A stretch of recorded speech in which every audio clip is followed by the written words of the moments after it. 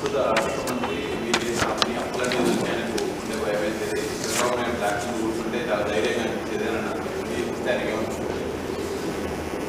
ఇప్పుడు మాది వాళ్ళు మాకిచ్చిన అప్పు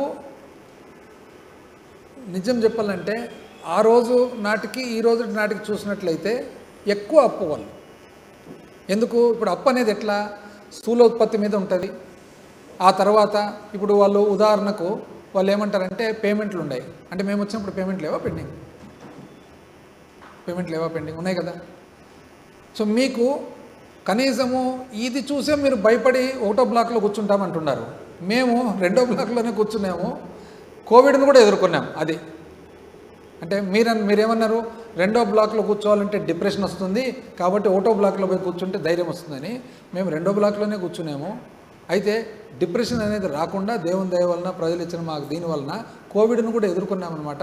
ఎదుర్కొని ఆ పరిస్థితులు కూడా జగన్మోహన్ రెడ్డి గారు ఇచ్చిన మాట ఏ ఒక్కటి కూడా తప్పకుండా పూర్తి చేసినామని తెలియజేస్తాం.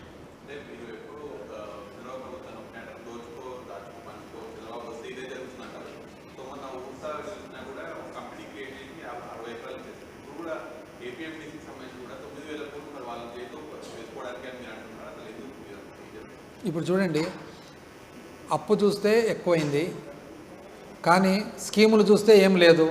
ఏదన్నా కానీ వెల్ఫేర్ స్కీమ్ అన్నప్పుడు ఏమవుతుంది, ఏదన్నా కానీ అమ్మఒడి కానీ రైతు భరోసా కానీ ఇంకోటి డైరెక్ట్గా పబ్లిక్కు చేరుతుంది. డైరెక్ట్గా పబ్లిక్కు చేరినప్పుడు ఏమవుతుంది, మధ్యలో ఎక్కడే కానీ మిస్అప్రోప్రియేషన్ అయ్యేదానికి, దొంగతనం జరిగేదానికి, ఎవరో డబ్బులు వాడుకునేదానికి అవకాశం రాదు. కానీ ఇతర పనులు జరిగినప్పుడు అవకాశం ఉంటుంది సంపాదనకు. ఉదాహరణకు ఇప్పుడు capital region development authority Amaravati 5 సంవత్సరాల క్రితం రేట్ల కంటే డబుల్ రేట్లకు ఇప్పుడు టెండర్లు జరిపినారు. నిజం చెప్పాలంటే 5 సంవత్సరాల క్రితానికి ఇప్పటికి చూసుకుంటే సిమెంట్ తగ్గింది, 5 సంవత్సరాలకి ఇప్పుడు చూస్తే స్టీల్ తగ్గింది. మళ్ళీ ఎందుకు కానీ రేట్లు పెరిగిపోతున్నాయి? టెండర్లు చూస్తే రేట్లు పెరుగుతున్నాయి, మన బిల్లులు చూస్తే ఎవరికి పోతాయో ఎవరికి అర్థం కావడం లేదు. కొంతమందికి వచ్చినాయి అంటారు, కొంతమంది రాలే అంటారు. మరి ల్యాండ్ అలాట్మెంట్ చూసినట్లయితే ఈరోజు 2 నెలల కింద పెట్టిన కంపెనీకి, ఔర్సా కంపెనీకి 2 నెలలు పెట్టిన కంపెనీ, దాంట్లో ఒక వ్యక్తిది ఒక వారం ముందర లింక్డ్ఇన్ అకౌంట్లో కనపడేది, ఇప్పుడు అసలు లింక్డ్ఇన్ అకౌంటే లేదని. అంటే ఈ పేపర్లోకి వస్తానే ప్రముఖమైన ప్రమోటర్లు, వ్యవస్థాపకులు ఇద్దరైతే ఒకరు సోషల్ మీడియాలో వాళ్ళ లింక్డ్ఇన్ అకౌంటే కనపడకుండా పోయినారు అని అంటే వీళ్ళు డేటా సెంటర్ పెడతారా? అంటే డేటా సెంటర్ అంటే ఎంత కావాలా? 20-30 వేల కోట్ల పెట్టుబడి పెడితే కానీ రాదు డేటా సెంటర్.